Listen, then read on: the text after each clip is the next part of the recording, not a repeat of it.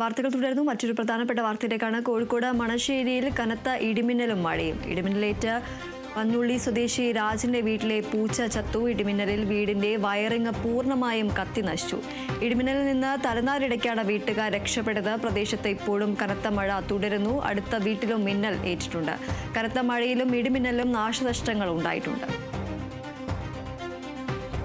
ഇടിമിന്നൽ പറ്റി ഞാൻ മോള് വീട്ടിലിരിക്കുകയായിരുന്നു. മോള് ബാത്റൂമിലായിരുന്നു. ഞാൻ കട്ടിൽ മോള് ഫോൺ നോക്കി കുത്തിരിക്കുന്നുണ്ടായിരുന്നു. പെട്ടെന്ന് ഒരു സൗണ്ട് കണ്ട് ഫോണ് കഴിഞ്ഞ് തറച്ചും പോയി. പിന്നെ നോക്കുമ്പോൾ ഫുള്ള് ഇവിടെ മീറ്റർ ബോർഡ്, ജനല്, ചുമര്, സ്ലാവ് ഒന്നും പറഞ്ഞ എനിക്ക് പിടുത്തം കിട്ടുന്നുമില്ല. പൂച്ച ചത്ത് ഇതാ അടുത്ത വീട്ടിലുണ്ട്. ഇവിടെ തെറിച്ച് അപ്പുറത്ത് പോയി ദീപാരി വന്ന വീട്ടിൽ അവർക്ക് പോലും പറ്റിയിട്ടുണ്ട്.